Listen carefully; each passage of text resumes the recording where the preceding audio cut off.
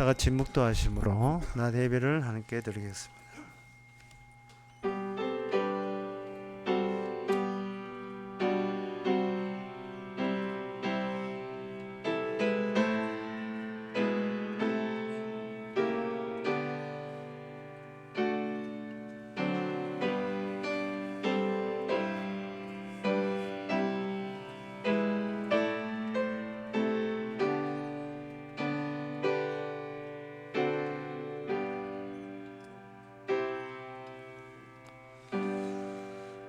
전능하사 천지를 만드신 하나님 아버지를 내가 믿사오며 그 외아들 우리 주 예수 그리스도를 믿사오니 이는 성령을 잉태하사 오늘 마리아에게 나시고 본디오 빌라도에게 고난을 받아사 십자가에 못 박혀 죽으시고 장사한 지 사흘 만에 죽은 자 가운데서 다시 살아나시며 하늘로서 전능하신 하나님의 편한 자 계시다가 저로서 산자와 죽은 자를 심판하러 오시리라.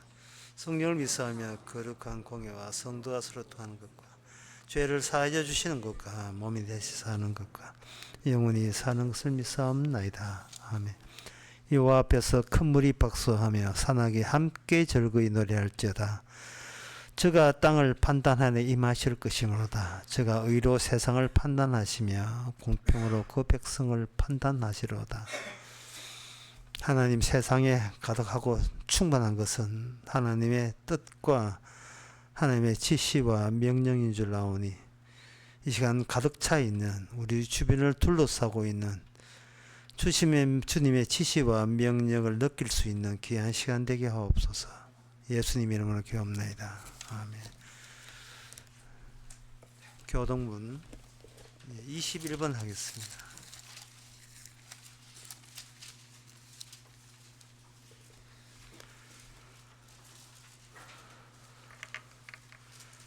오라 우리가 여호와께 노래하며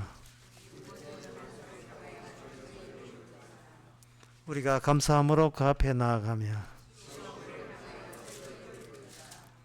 여호와는 크신 하나님이시여 땅의 깊은 곳이 그 위에 있으며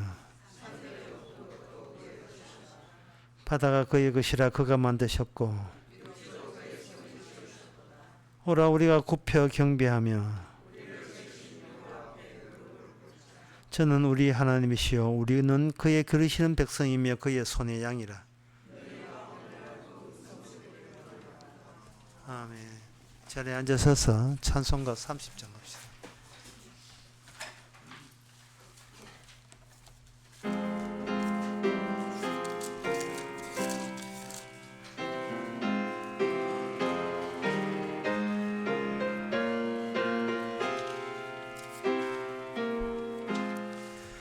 여호와 하나님 하늘에 계시니 온 천하 만민 주 앞에 찬송하네. 이 천지 만물도 주 앞에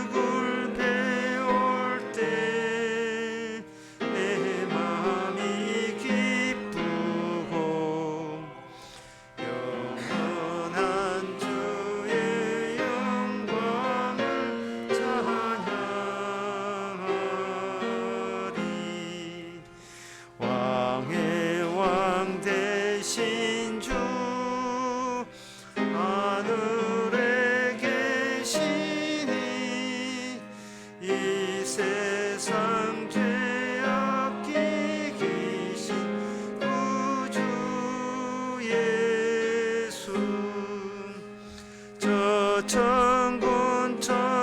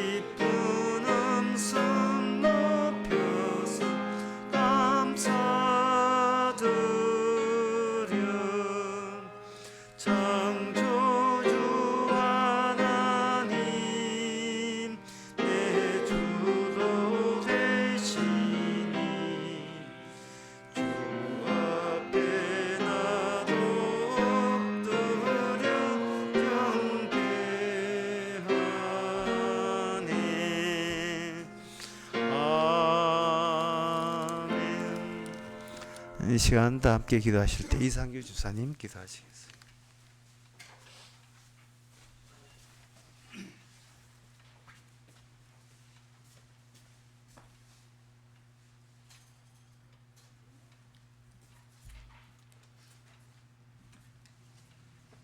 주님, 오래전에 수면 내시경 검사를 받았는데 마취해서 깨어나니까 선생님께서 암이 의심되는 부분이 있어서 조직을 떼내서 검사를 해야겠다고 검사를 한다고 하시면서 며칠 뒤에 와서 결과를 보자고 했습니다. 그 말을 듣는 순간 하늘이 노래지고 다리에 힘은 없어지고 또 그 의사 선생님 말은 저 멀리에서 맥시멈으로 들려오고 그날부터 한 며칠간 결과가 발표될 때까지 암 지옥에 빠졌습니다. 밥 먹다가도 암 생각, 자다가도 암 생각, TV 보다가도 암 생각, 운전하다가도 암 생각, 일하다가도 암 생각, 또 내가 죽으면은 세상은 잘 돌아가겠지, 또 내가 죽으면 가족들은 어떻게 할까 하는 근심으로 며칠이 지나고 결과 발표하러 갔는데 아무 이상이 없다고 하였습니다. 너무 기뻤지만 잠시 뒤에 혼란에 빠졌습니다. 사실 저는 신앙 목표가 있어서 에스더 죽으면 죽으리라는 그 에스더처럼 또 돌에 맞아 죽으면서도 저희 죄를 저에게 돌리지 말아달라고 기도한 그 스데반 집사의 그런 믿음을, 죽음을 초월하는 믿음을 본받고 싶어서 큐티도 하고 성경 공부도 하고 성경 읽기도 하고 암송도 하고 프리셉트 성경 공부도 하고 제자 훈련도 참석하고 그렇게 그를 아는 지식에서 자라가는 것이 내 믿음이 성장하는 줄로 알았습니다. 그러나 암이라는 이 말 한마디에 모든 것이 다 날아가 버렸습니다. 내 믿음이라고 생각했던 것도 날아가 버리고 말씀도 날아가 버리고 주님, 예수님이라는 소리도 나오지 않았습니다. 이런 신앙생활, 이런 말씀 보고 평상시에는 할 때는 믿음이 있는 것 같았는데 무슨 일이 생기면 걱정, 근심, 지옥에 빠지는 이런 생활들이, 이런 신앙생활이 계속이 되었습니다.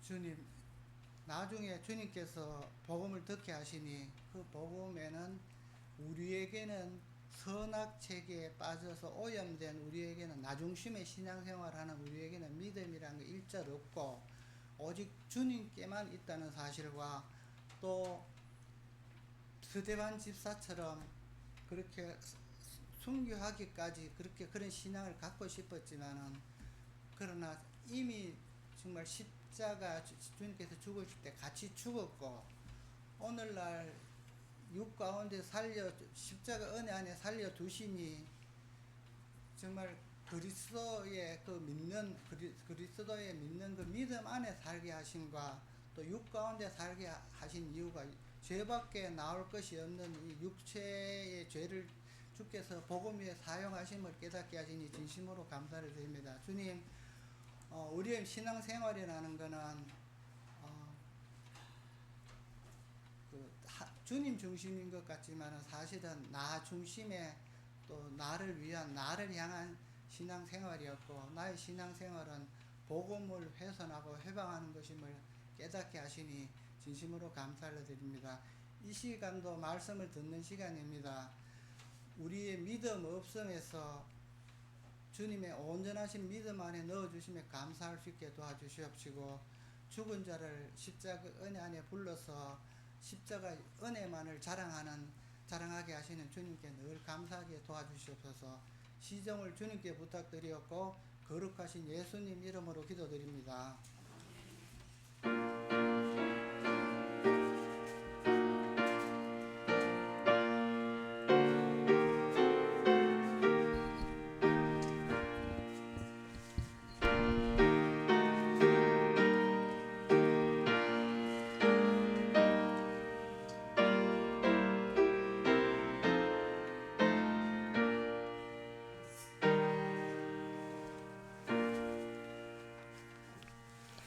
네, 이 시간은 광고 시간입니다. 내일 10시 반에 우리 교회에서 되고 성경 공부 있습니다. 다른 광고 없으면 찬송가 49장 합시다.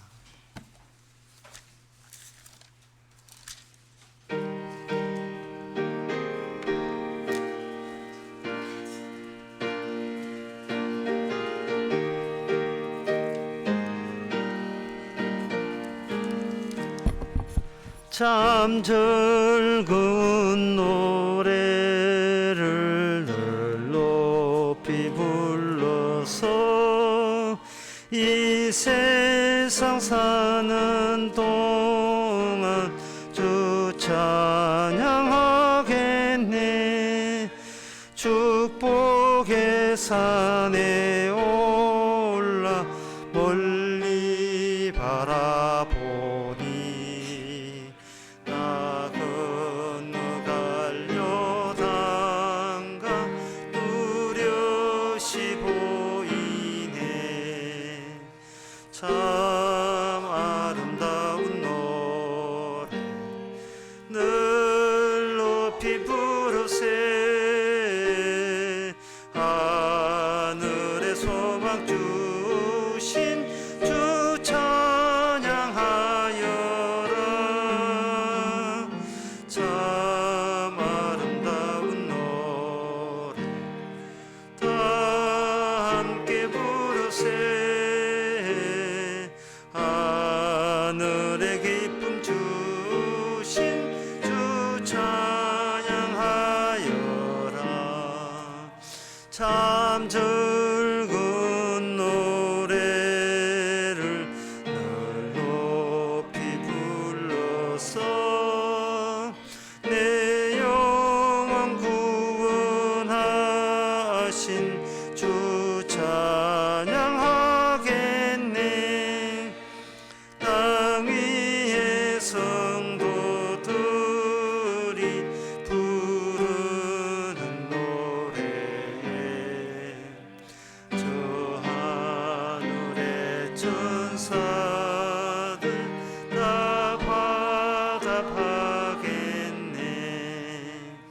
참 아름다운 노래 늘 높이 부르세. 하늘의 소망 주신 주 찬양하여라. 참 아름다운 노래 다 함께 부르세. 하늘의 기쁨 주신 주 찬양하여라. 참 즐거운 노래를 늘 높이 불러서 만왕의 왕 되신 주 나 찬양하겠네. 거룩한 하늘 노래 들려올 그때에 참 그립던 주님을 반가이 대하리. 참 아름다운 노래 늘 높이 부르세. 하늘의 소망 주신 주 찬양하여라. 참 아름다운 노래 다 함께 부르세. 하늘의 기쁨 주신 주 찬양하여라. 하나님의 말씀은 히브리서 4장 1절에서 3절까지입니다. 그러므로 우리는 두려워할지니 그의 안식에 들어갈 약속이 남아 있을지라도 너희 중에 혹 미치지 못할 자가 있을까 함이라. 저희와 같이 우리도 복음 전함을 받은 자이나 그러나 그 들은 바 말씀이 저희에게 유익되지 못한 것은 듣는 자가 믿음을 화합지 아니함이라. 이미 믿는 우리들은 저 안식에 들어가도다. 그 말씀하신 바와 같으니 내가 노하여 맹세한 바와 같이 저희가 내 안식에 들어오지 못하리라 하셨다 하였으니 세상을 창조할 때부터 그 일이 이루었느니라. 아멘. 앞에 1절부터 3절 중반까지는 약속이 복음이고 복음이 약속인데, 옛날에 구약에는 약속이 있었으는 내 광야에서 이스라엘 백성들이 약속과 믿음으로 일치시키지 못해서 그들은 안식의 땅에 들어가지 못했다.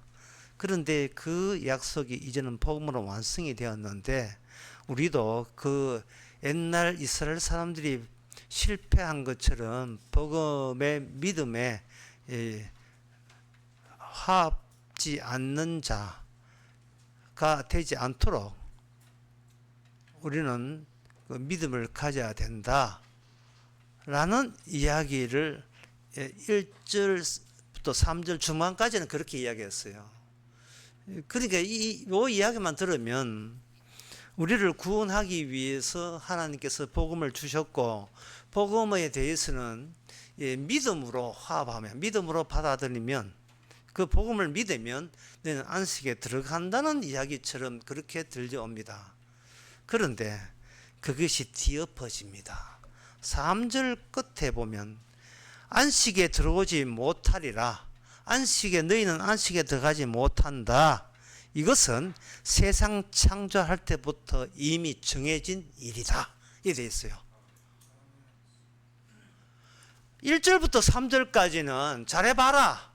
내 그 천국 넣어줄게 라고 어떤 기회를 주는 것 같지만 3절 끝에서는 해봐라. 안 될걸? 너희는 들어가지를 못해. 다시 말해서 이 복음에 대해서 믿음으로 합할 사람은 이 세상에 아무도 없는 거야 라고 한 거예요. 아무도 그 믿음에 합하는 사람이 없게 되는 그 현상이 네 자신한테는 좀 이렇게 실망스럽겠지만, 그러나 어떡하지? 이미 하나님께서 상세 전부터 이미 그렇게 정해놓은 일을 너희들은 복음을 못 받아들여.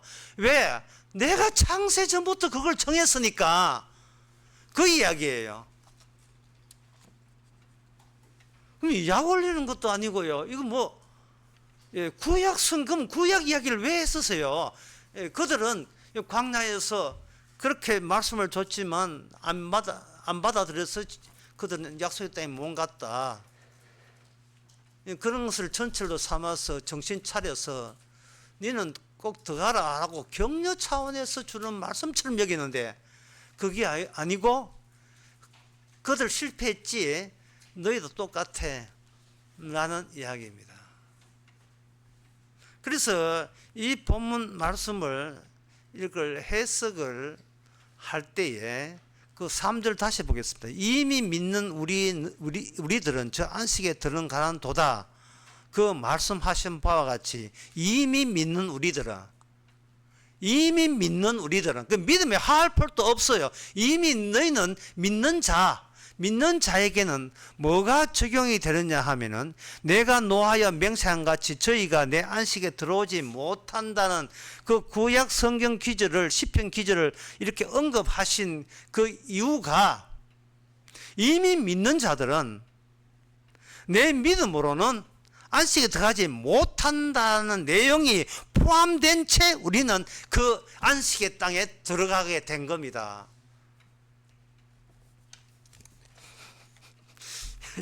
이거 무슨 말인지 여러분들이 상당히 난해하지요.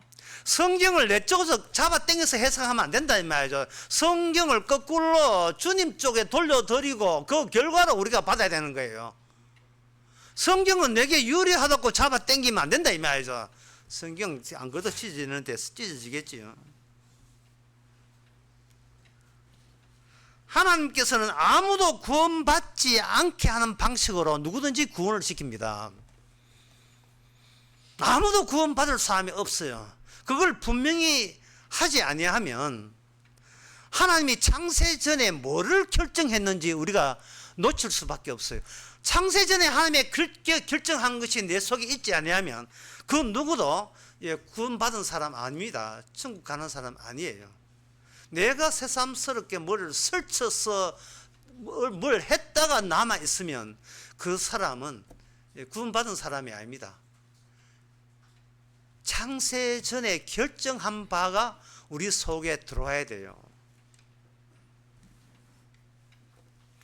그런데 그 이야기를 하면서 저처럼 쉽게 하면 되는데 왜 그 광야 때 이야기를 끄집어내야 되고 하나님께서 왜 광야 실패한 이야기를 끄집어내야 되고 그 더 나아가서 왜 이스라엘 백성들로 하여금 유월절 지나고 애굽 지나서 그냥 스무스하게 약속의 땅에 그럼 넣어주면 되는데 왜 광야를 일부러 통각해 하셨느냐 하는 거예요.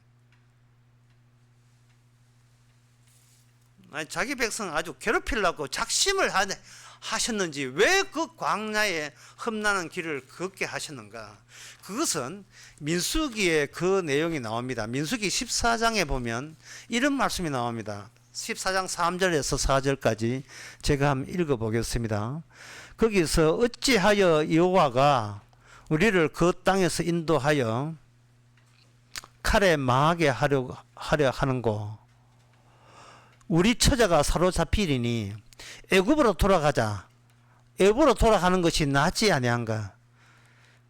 이에 서로 말하되 우리가 한 장관을 세우고 애굽으로 돌아가자 하며 주님께서 광야로 자기 백성을 몰아넣은 것은 그들로 하여금 애굽으로 돌아가자는 말이 튀어나오도록 외칠 수 있도록 하나님께서 기회를 주신 거예요. 애굽으로 돌아가자는 거예요. 애굽으로 나왔는데 애굽으로 돌아가자는 겁니다. 그리고 이것이 하나님이 조치한 환경 속에서 애굽과 그리고 약속의 땅 천국이죠. 천국 그 사이에서 그곳을 통과하는 사람들에게는 필수적으로 반드시 나와야 될 요소가 뭐냐? 애굽으로 돌아가자입니다. 살던 대로 살자. 살던 대로 가자.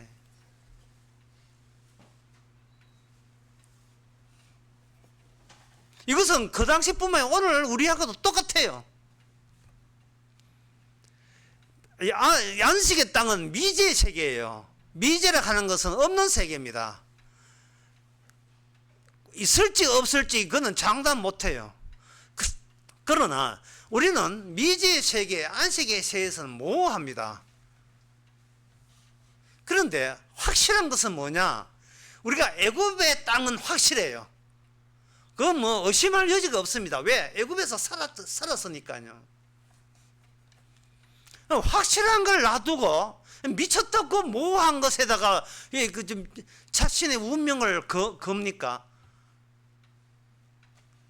그 애굽에서 모세 따라 나오던 사람이 단 하루도 쉬지 않고 계속해서 다짐에 다짐, 점검에 점검, 확인에 확인을 하루도 쉬지 않고 했을 거예요.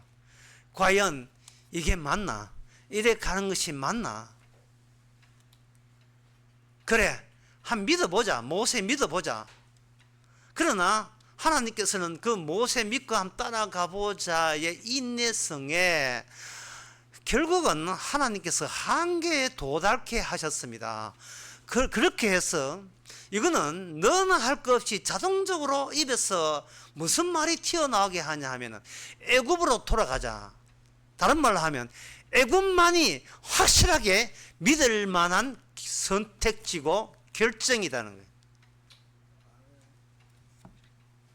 이것을 이 땅을 살면서 우리도 동일한 고백을 하도록 틀어내도록 주께서 아직까지 우리 목숨을 안 뺏어가고 계속 유지시켜 줍니다.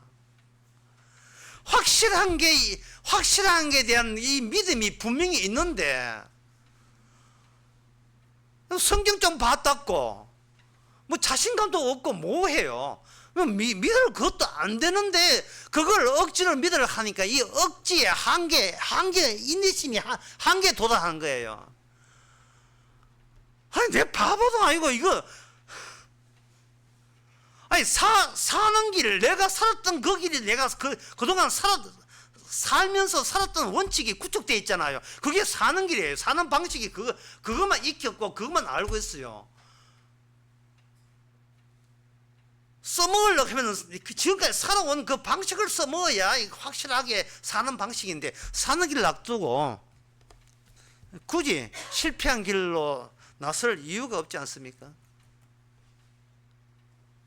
그야말로 그 당시에 광야에 있는 사람 애굽으로 돌아가자 하는 것은 참다 못해 터져 나온 거예요. 미쳐서 정말 미친 거야. 이거 말도 안 돼.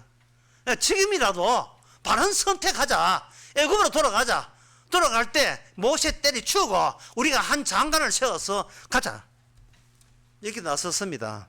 민수기 20장 5절에 보면 민수기 14장 22절에 보면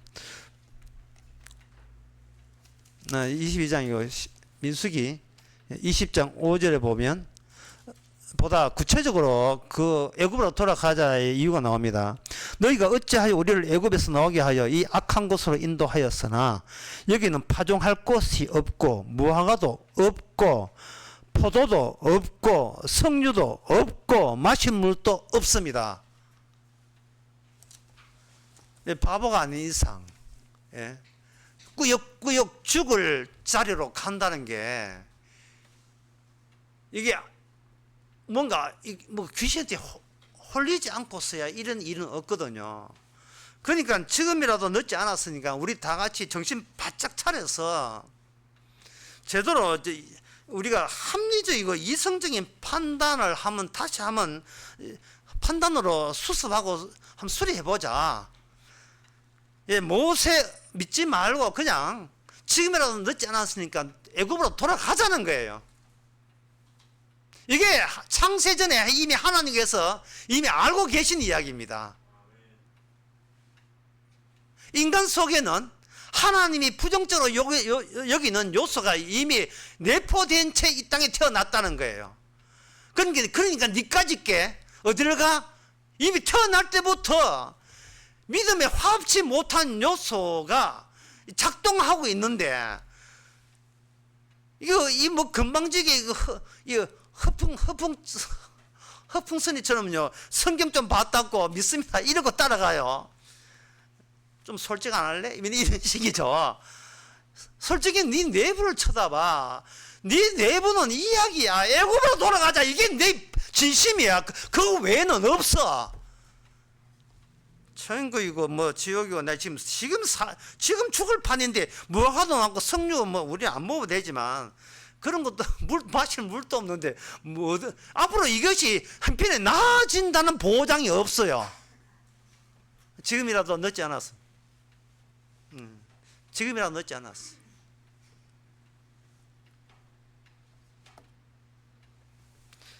이 성경을 대하면서 여러분들은 어떻게 대하는지는 모르지만 저는 성경을 보면서 이건 미치지 않고서야 이건 받아들일 수 없는 내용이에요. 온 천지가 물에 빠졌고 방주 제작했다는 이야기. 이 제정신이면 못 믿는 겁니다. 6월절 어린 양 피 발랐더니만 저쪽 집은 피 없는 집은 마지가 죽었고 이쪽 집은 죽음의 천사가 와서 그냥 넘어갔다. 네가 죽음의 천사를 본 적이 있어? 이게 지금 말이 돼요? 홍해 바다가 가라오는데 그게 바다가 갈라졌어요.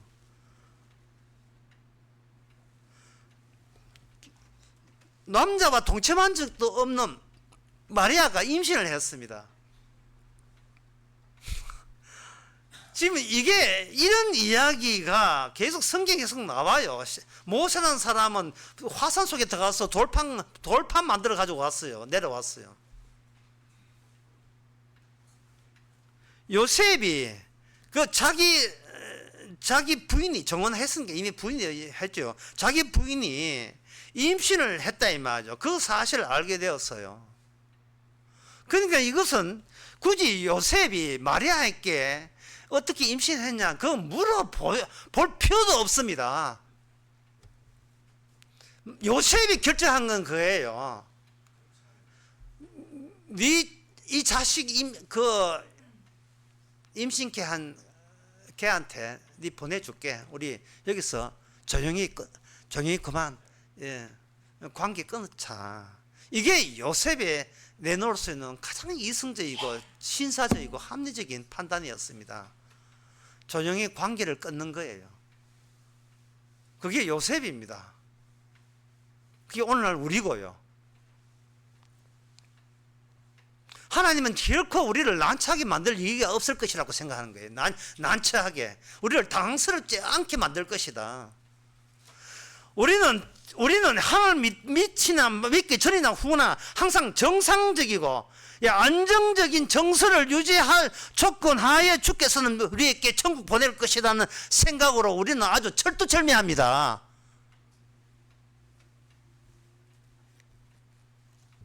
내 쪽에서 어떻게 인간이 정신 나간 짓을 안 해도 되는 식으로 우리를 구원할 것이라는 생각을 우리는 그런 하나님이라고 생각하는 거예요. 그러니까 이 우리의 본심은 모르죠. 모른데 성경에서는 광야에서 자기 백성을 이끄니까 우리를 미리 우리 선배죠. 우리를 앞장세워서 우리를 대신해서 외치는 것이 모세야, 우리 그만하자. 여기도 그만하고 집에 간 사람은 한둘이가 아닙니다. 그만하자. 많이 들었고 많이 알았다. 기적도 맛봤는데 기적도 보고 다 했는데 우리 그만하자.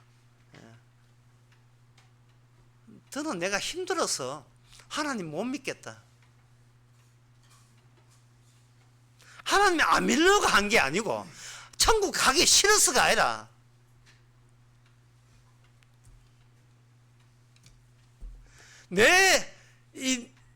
너의 속에 있는 솔직함이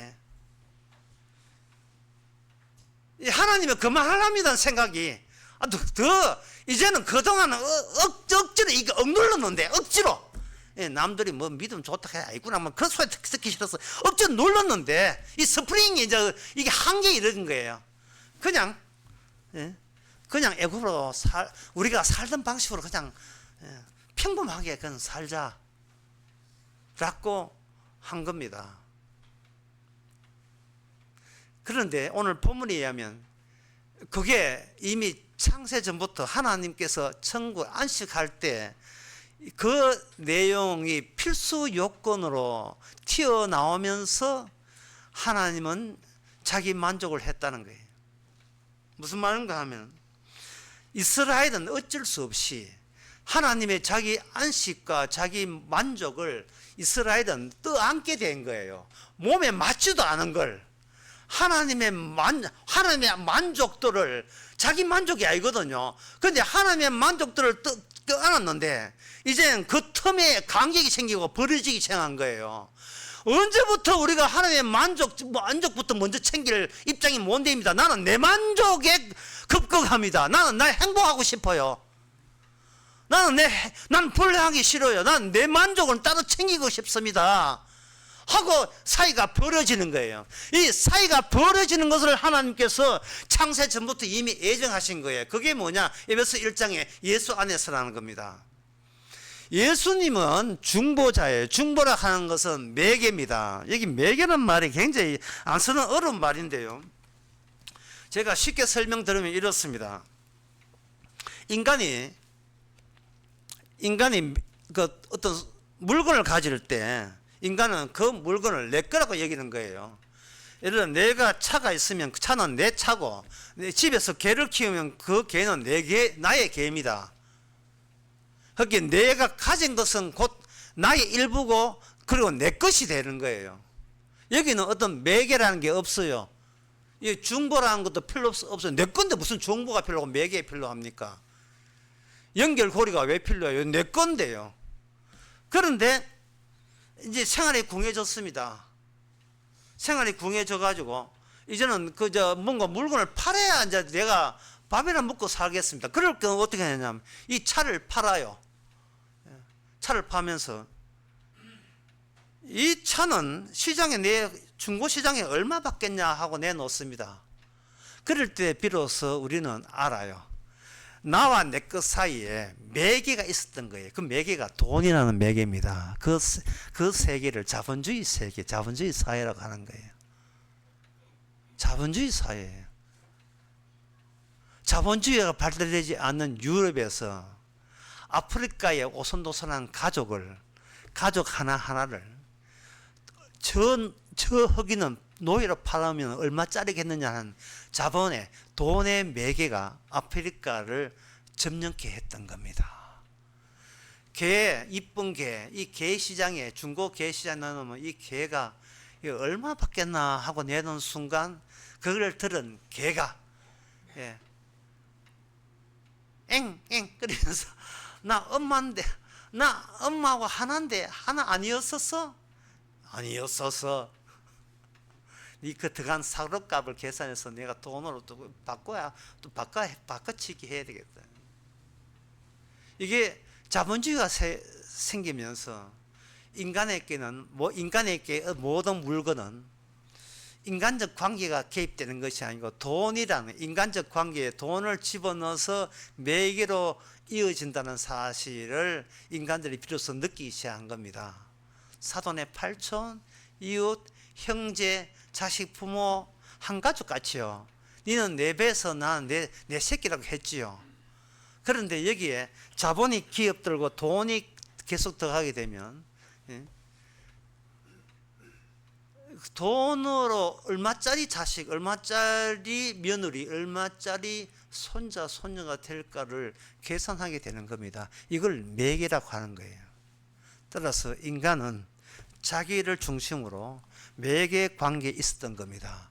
그 개나 차에 대해서 언급했는데 인간은 하나님에 대해서 하나님마저 나를 위한 하나님으로 이걸 생각을 했다는 사실을 이스라엘은 그동안 몰랐던 겁니다. 하나님은 이스라엘을 광야로 집어넣어서 너와 나 사이에 어떤 매개가 있는데 그 매개가 뭐냐? 나를 위한 하나님이어야 합니다는 매개로서 너는 여호와 하나님을 생각했던 겁니다. 지금 오늘날 주님도 마찬가지예요.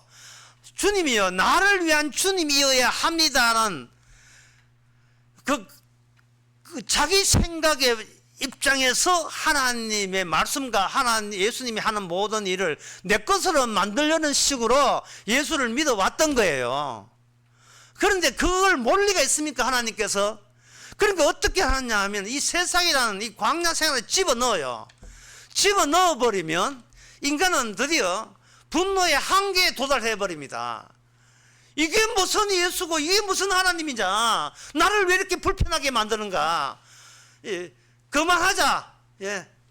그만하자. 어디 노래 가사 같기도 하고. 이제 그만하자. 나 이제 그만할래요.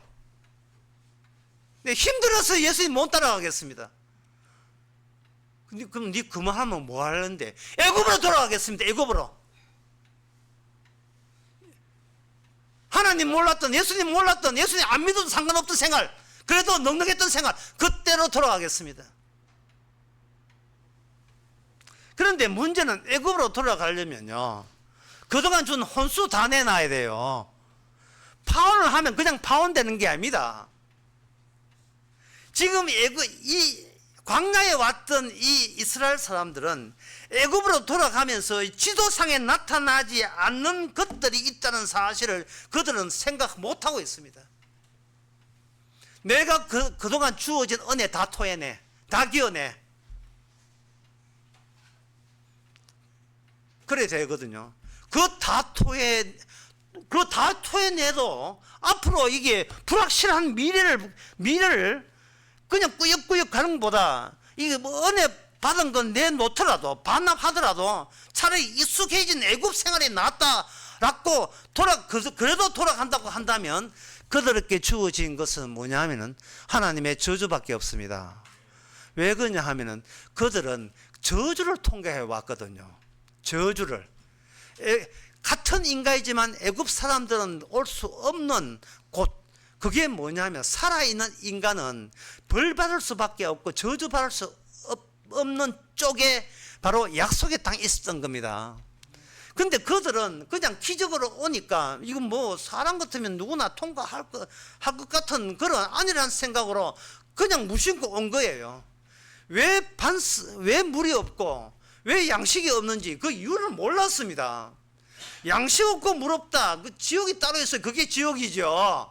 양식 없고 물 없는데 하나님께서 양식 주시고 만나 주시고 바위 깨져서 물 주셨다. 그 말은 뭐냐? 이거는 인간이라면 도저히 통과할 수 없는 그 저주의 압력에 버틸 수 없는 곳을 네가 통과하고 있는 중이다. 다시 말해서 하나님께서는 시내산을 통해서 불 속에서 말씀을 지난주에 이야기했죠. 불 속에서 말씀을 돌파해 주시고 율법을 주신 것은 율법이 가만히 있는 것이 아니고 율법이 약속의 땅의 목적을 향하여 계속 지금 달려가고 있는 중이에요. 그 말씀 자체가 움직이는 겁니다. 말씀은 움직입니까? 땅도 같이 움직이고 환경도 움직이고 하늘도 움직이고 물도 움직이고 다 움직이거든요. 말씀 움직이면 따라서. 그런데 누구만큼은 지금 안 움직이고 있나 하면은 이스라엘 백성들은 애굽으로 돌아가자는 거예요. 본인은 달라질 생각을 안 합니다. 자꾸 애굽 때의 그 인간 그대로 북바퀴처럼 그 유지하려고 하는 거예요. 내가 달라져야 되는 생각을 내가 안 하고 있어요.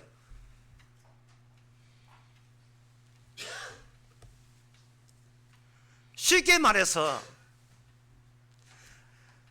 나와 하나님 사이에 어떤 분이 중보자가 되셨는데 그 중보자는 내가 달라져서 중보자 속에 내가 중보자를 가지는 것이 아니라 중보자 소유가 될 정도로 중보자는 나와 다른 인물로 달라지기 위해서 지금 이스라엘 백성을 이끌고 약속의 땅으로 그들을 끌고 가는 거예요. 그 달라지는 그 중보자는 데려가고자 하는 이스라엘 백성들로 하여금 지금 뭐하는 모욕과 모독과 비난을 받고 있습니다. 물론 모세가 대신해서 다 원망을 듣고 있지만 그 데려가는 인간께 온갖 원망을 다 들으면서도 그것을 은혜로 감내하면서 은혜로 갚아주면서 그들을 약속의 땅까지 데려가는 분이 바로 중보자입니다. 매개자예요.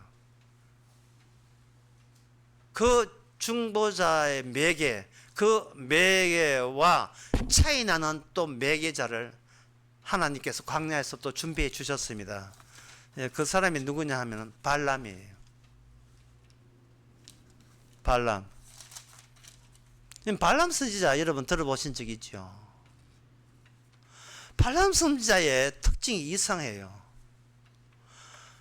모압에 소속된 이방 선지자입니다. 이방 선지자가 모압 왕이 이스라엘 백성이 자기를 하여 달려와서 자기를 칠 것이 달려오니까 지레 겁이 나가지고 발람 선지자한테 막대한 재물을 주고 수고비를 주고 뭘 맡기느냐 하면은 저 다가오는 저 이스라엘 나라를 저주하도록 그렇게 사전에 주술적인 방비책을 마련했죠. 그러면 그 많은 재물을 받았으면 시킨 대로 왕이 시키는 대로 제가 저주하겠습니다 하고 뭐 이렇게 재물 준비해 가지고 신이시여 오는 저 나라가 자체적으로 파괴되게 하옵소서 뭐 이렇게 저주를 퍼붓는데 발람 선지자가 그렇게 하고 싶었는데 이상하게 그게 마음대로 안 돼요. 안 되면서 발람 선지자가 뭘 알았냐 하면은 이 세상의 모든 신은 인간의 자기 행복과 자기의 불편에 없도록 자기의 소원을 들어주기 위해서 인간이 선택하는 것이 신이다. 많은 신들이 있으니까 우리 민족 나에게 필요한 신은 인간이 뇌물을 바쳐서도 내가 원하는 신과 매개를 그 매개를 하여서 선지자를 매개를 해서 그 신과 같이 믿는 것이 그들은 믿음에 화합한 거예요. 나를 위해서, 자기 자신을 위해서. 근데 발람 선지자 알았던 것은, 발람 선지자는 이스라엘 백성과 상관없이 일방적으로 하나님이 이스라엘 백성을, 여호와 하나님이 이스라엘 백성을 일방적으로 이렇게 축복을 해버린 거예요. 축복을 한 것에 머물지 않고 아예 그들 속에 동성하고 있는 것입니다. 이게 특이성이에요. 발람 선지자가 알았던 거예요. 민수기 23장 22절에 보면 민수기 23장 22절에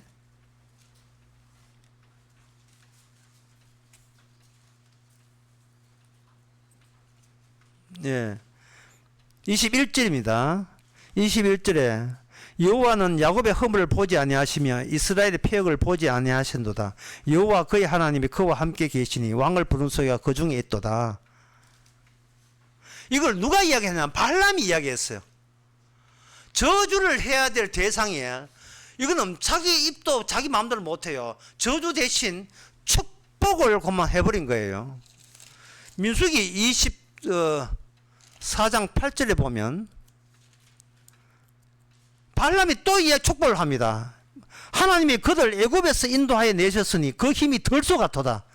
적국을 삼키고 그들의 뼈를 꺾으며 화살을 쏘아 꿰뚫는다. 9절에 보면 꿇어 앉고 누움이 숫사자 같고 암사자와 같으니 일으킬 자가 누구냐? 이렇게 되어 있어요. 덜소 같아. 예, 이건 뭐 그칠 수 없지요.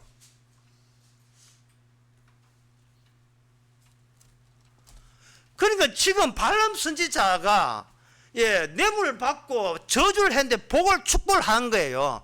저거는 손 못 댄 저 이스라엘은 자기의 하나님이 일방적으로 축복을 했고 창세서부터 축복을 했고 동시에 축복만 하는데 멈추지 않고 축복 하나님이 그들 속에까지 들어가서 덜소같이 움직이라서 내가 아무리 당신이 이 모압 왕이 내한테 뇌물을 준다 할지라도 내가 그들에게 준 여호와 하나님의 축복을 저주로 못 바꿨습니다 라고 이야기했잖아요. 그것까지는 우리가 이해를 해요. 이해를 했는데 정작 이해를 못한 게 뭐냐 하면은 민수기 25장입니다.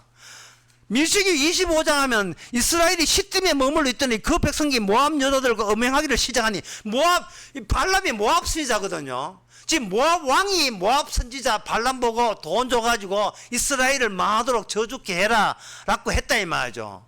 그런데 그 25절에 보면 이스라엘 왕이 모압 여자들과 음행한다는 것이 그 당시에 그것이 뭐냐, 그게 정당화되는 그들 신이 있어요. 모압 신이 있다고요.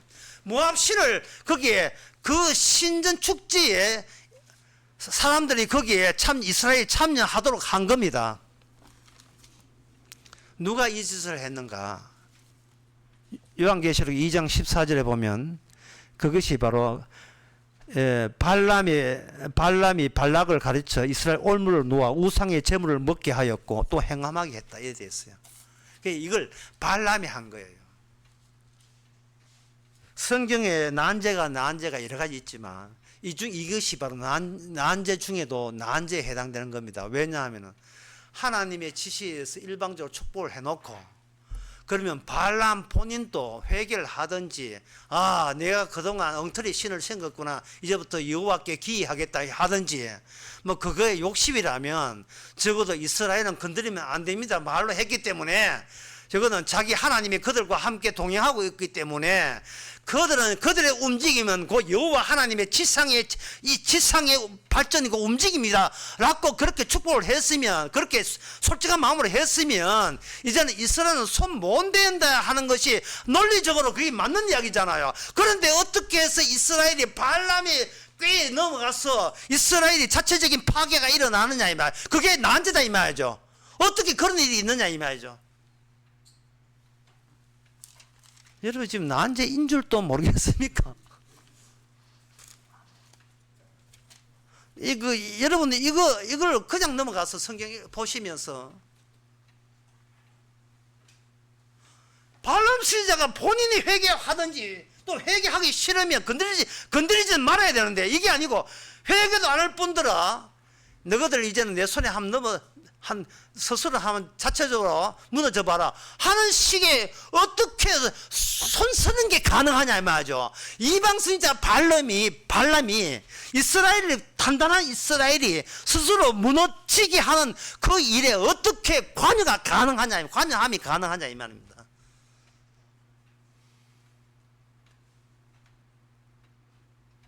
그걸 말씀드리겠습니다.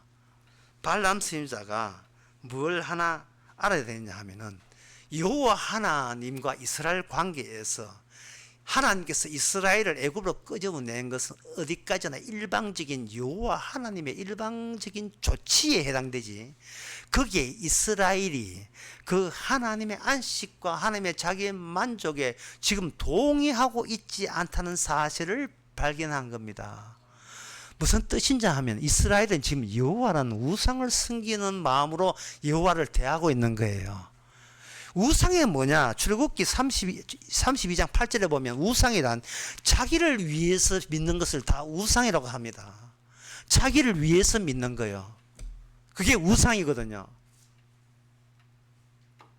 자기를 위해서 믿는 게 바로 그게 우상이기 때문에, 지금 어디서 틈이 갈라졌냐 하면, 간격이 생겼냐 하면은, 인간은 여호와께서 볼 때에 나를 위한 하나님이 여호와 되시기를 바랍니다, 나를 위한 하나님이시기를 바랍니다, 그런 마음은 갖고 있고, 그 다음에 하나님은 네가 어떤 마음을 갖든 간에 나는 일방적으로 너를 천국 보내기로 내가 스스로 나한테 약속을 했다 하는 거예요.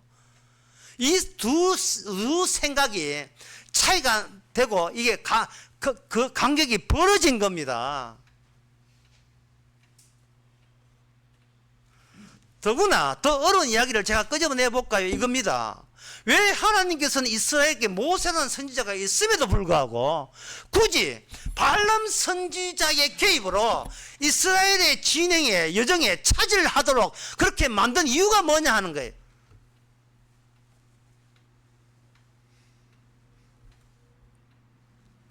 그 이유는 창세전부터 하나님 자체의, 하나님의 자기 부정성을 담기로 창조한 거예요.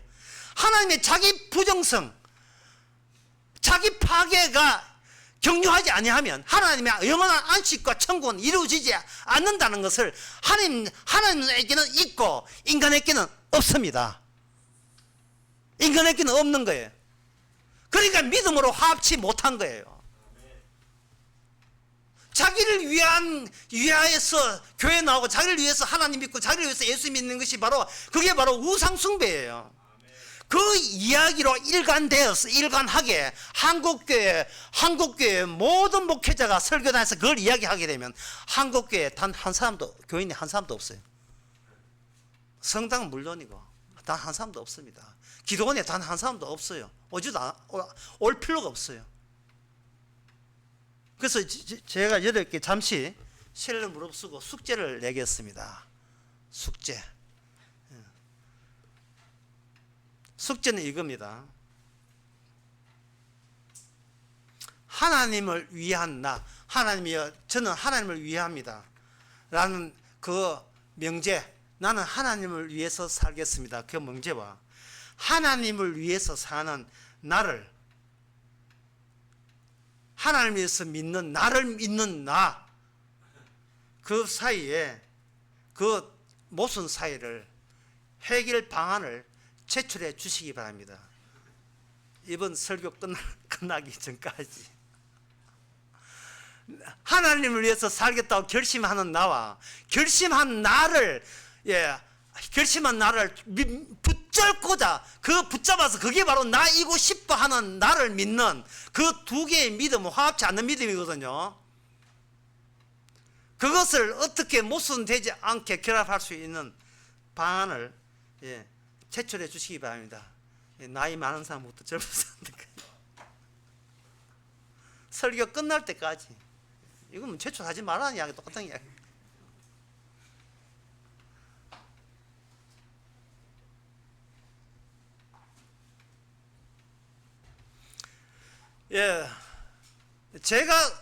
제가 정리한 답변은 이렇습니다. 숙제는 답변은 나를 위한 신을 원하고 있는 나를 제거해 달라고 기도하는 거예요. 제거해 달라고. 나를 원하는 하나님이 아니면 어느 인간도 하나님을 안 믿어. 예수도 안 믿어요. 내한테 이익이 되기 때문에 믿는 거예요. 그렇게 해서 내가 이 정도밖에 안 된다는 것을 말씀으로 덜쳐지고 그 말씀에 의해서 주님께서 나를 믿음에 화합치 않는다는 그 기업에 합치 않는 자는 안식에 이르지 않는다는 그 말씀을 내 속에서 이루어지게 하옵소서. 내 속에서 이루어지게 하옵소서. 주의 말씀대로 되게 하옵소서.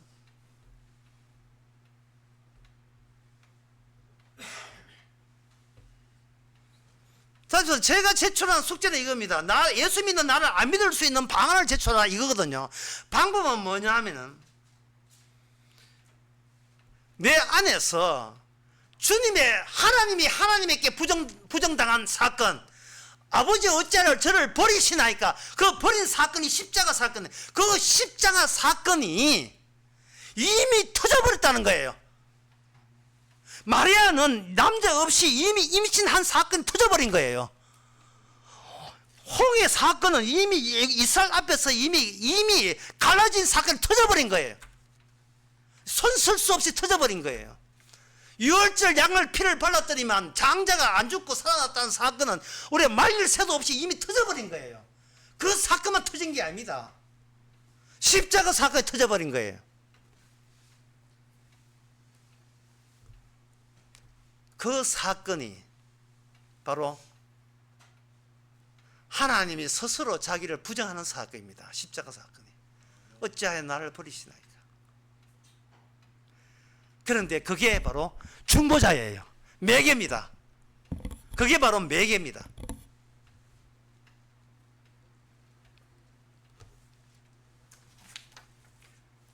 거짓이 진실의 내용이 되고 죄가 의의 재료가 되는 방법. 거짓이 있을 때만 진실이 나오고 죄가 있을 때만 의가 나오는 거예요. 따라서 하나님께서는 발람 선지자를 들고 나가서 모압 신을 믿도록 훅 하도록 한 거예요. 왜? 이방 신의 특징은 뭐냐? 나를 위해서 존재하는 신이기 때문에 이게 이스라엘 내부에 이미 잠재되어서 활동하고 있었던 거예요. 발람 선지자가 그렇게 이스라엘을 몰아넣지 아니하면 이스라엘은 지적으로 자기를 지금 호도하고 있었고 조장하고 있었던 겁니다. 하나님은 우리를 사랑한다. 하나님은 우리를 사랑한다. 우리를 사랑해서 홍기를 가렸고 우리를 이 땅에 해서 약속의 땅을 준비하셨다. 너무나 고마워라. 이것이 이 소리가 전부 다 헛소리에 불과한 것을 본인이 몰랐던 거예요. 왜? 그거 아니면 다른 대안이 없었기 때문에. 안 그러면 다른 대안은 뭐 뻔하죠. 애굽으로 돌아가자죠. 지겹다. 이제 말씀도 지겹고 복음도 지겹고 그냥 내버려둬. 그냥 돌아가게 내버려둬.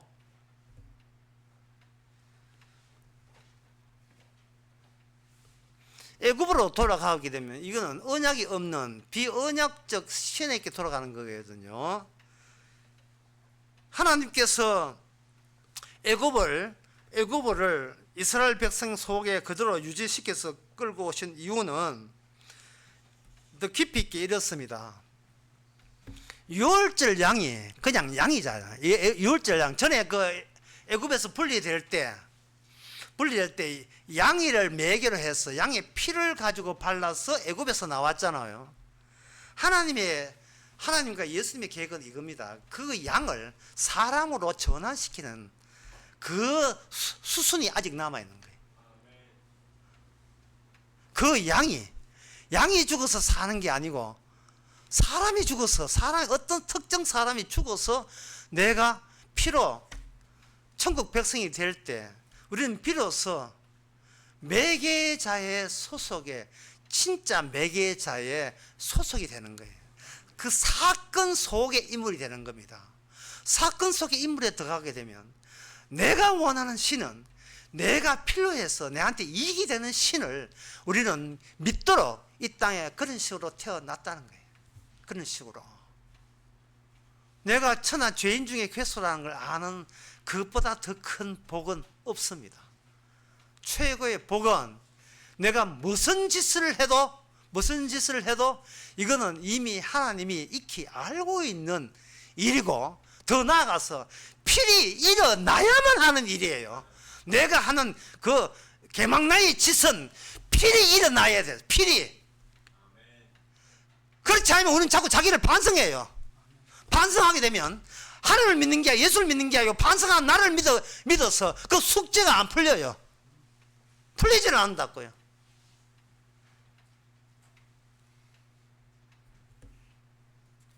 그러면 우리가 하는 개망난 짓을 그럼 우리가 알아서 더 지도 괜찮겠네. 만약에 이렇게 나온다면 그것은 뭐냐? 십자가 사건이 이미 터져버린 입장에서 그런 죄를 더 짓는 것은 아무 의미가 없어요. 십자가 사건이 이미 터져버렸다니까요. 중보자가, 내가 지은 죄가 나의 중보자가 아니에요. 내가 어떤 짓을 지어도 이미 그것이 예수님의 피로 해결된 게 나의 중보자가 되는 거예요. 그렇다면 우리는 그 이미 일어난 십자가 사건의 재현을 위해서 우리는 이 땅에서, 광야 같은 이 세상에서 계속 뭔가 움직이는 모습을 보여주는 겁니다. 움직이는 모습. 이 땅은 그냥 언젠가 떨어져야 되고 우리는 가야 될 나라에 따로 있거든. 우리의 시민권은 하늘에 있기 때문에 가야 될 게 있거든요.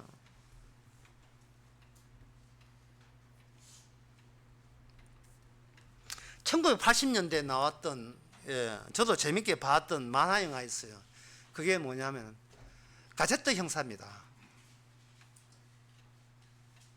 이 가제트 형사라는, 여러분들은 뭐 연세 많은 사람은 그 잘 모르죠.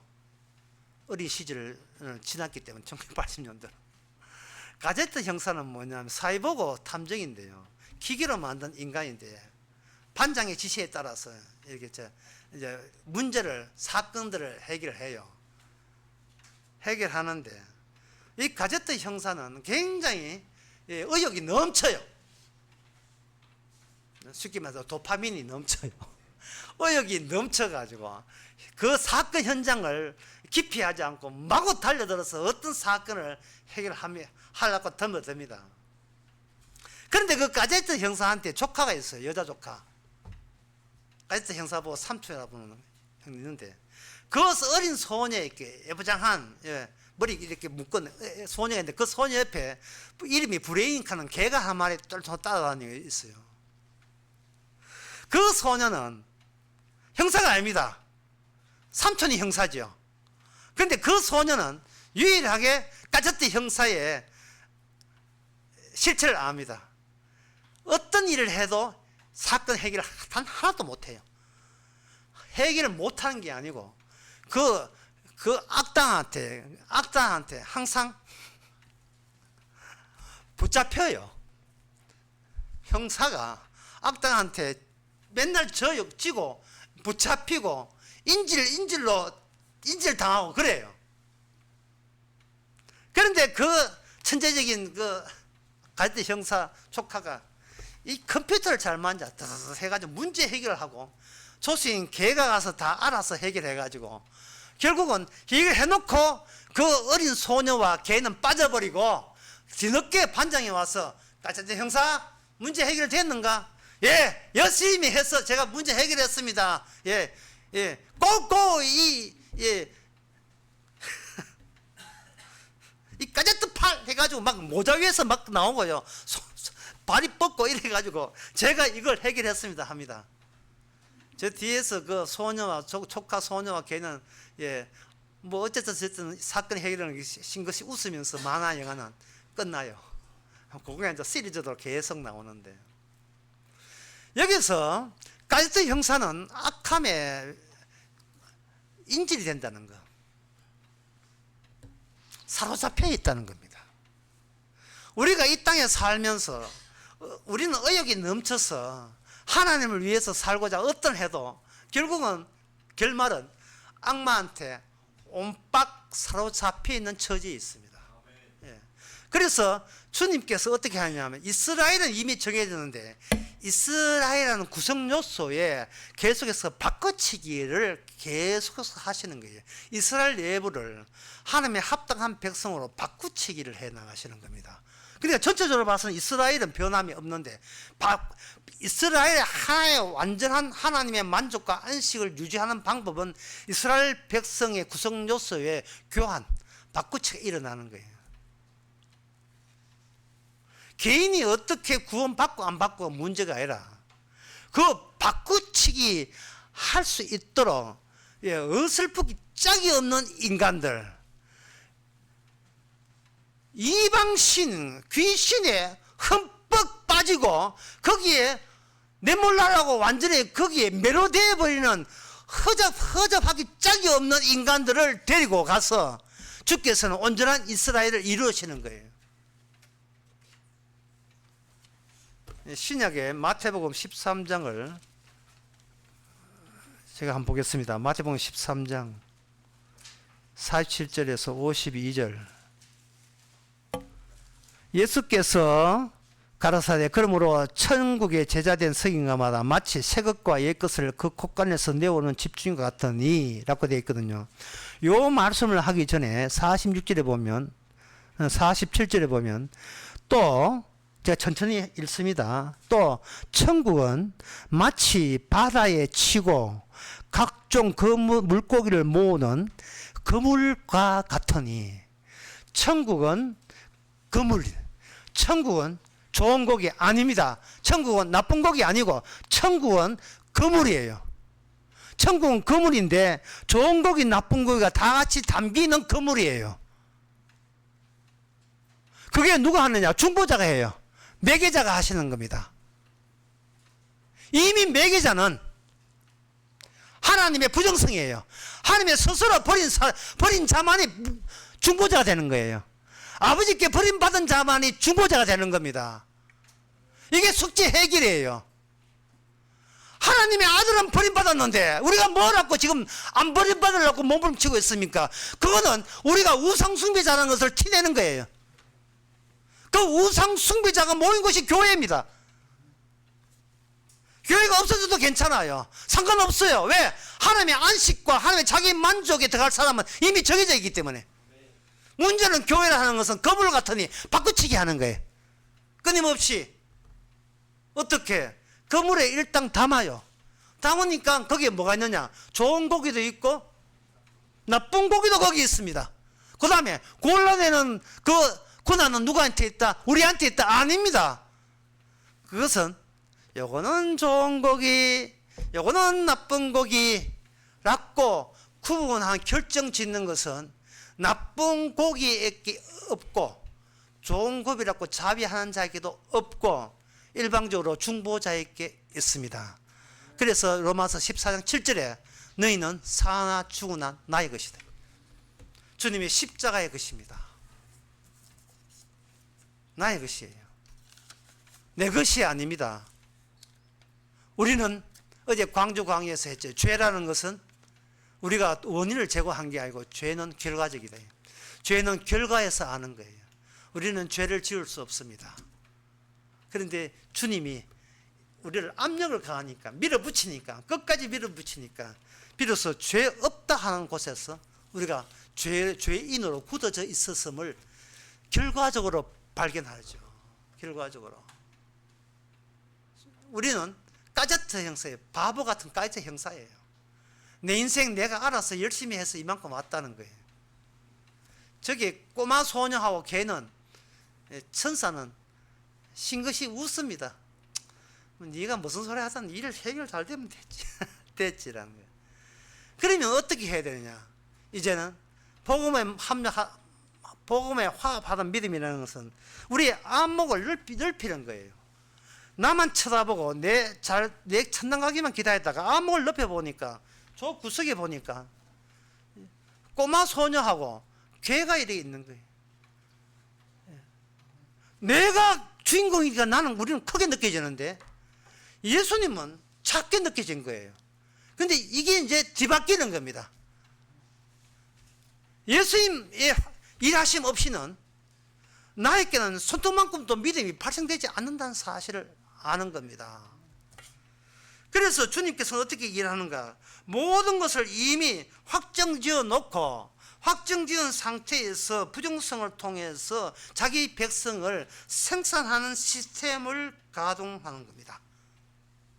이미 창세전에 확정지어 놓고 하나님의 언약으로 생산하는 거예요. 이거는 내 뜻이 아니고 언약을 줄 때마다 이것은 내 뜻이 아니거든, 이건 내 뜻이 아니거든, 이렇게 하고 골라내는 거죠.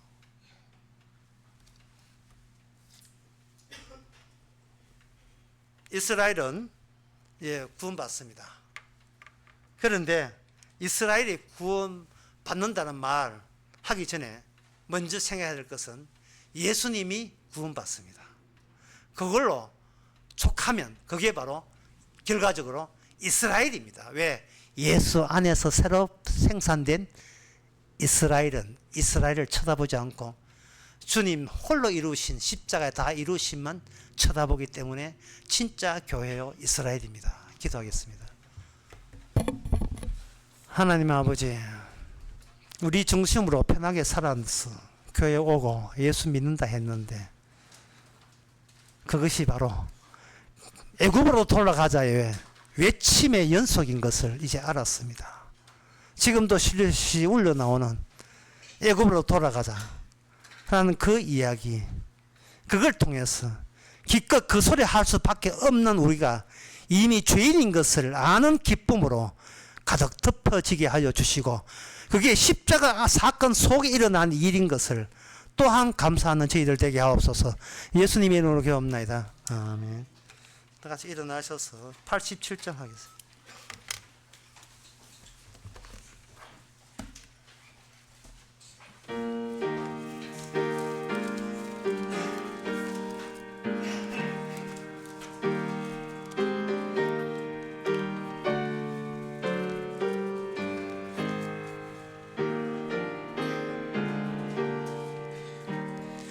내 주님 입으신 그 옷은 참 아름다워라.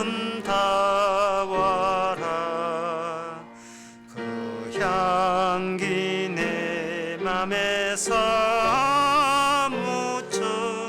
내 기쁨 되도다. 시온성보다도 찬란한 저 천성 떠나서 이 천한 세상 오신 주 참 내 구주니. 내 주는 쓰라린 고통은 다 체험하셨네. 주 지신 십자가 대할 때 나 눈물 흘리네. 시온성보다도 찬란한 저 천성 떠나서 이 천한 세상 오신 주 참 내 구주니.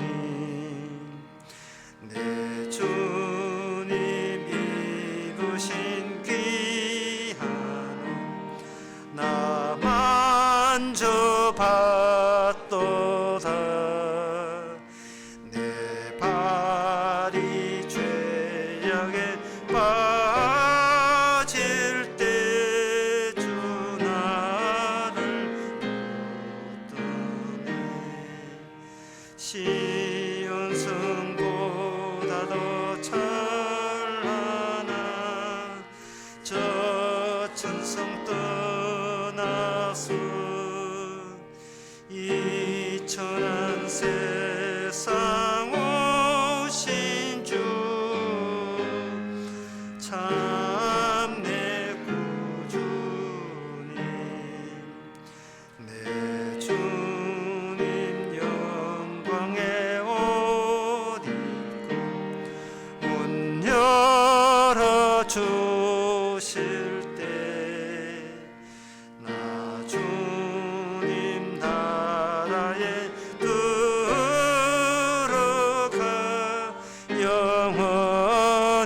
살겠네.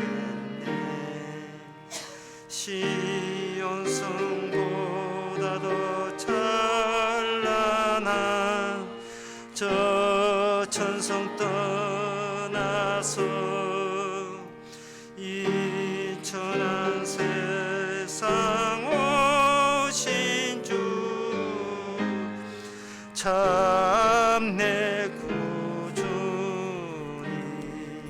기도합시다. 지금은 우리 주 예수 그리스도의 은혜와 하나님의 커진 사랑과 성령의 충만하심이 사람은 도저히 해내지 못한 것 아버지와 주께서 해내심을 감사하는 모든 성도에게 함께 있을지어다.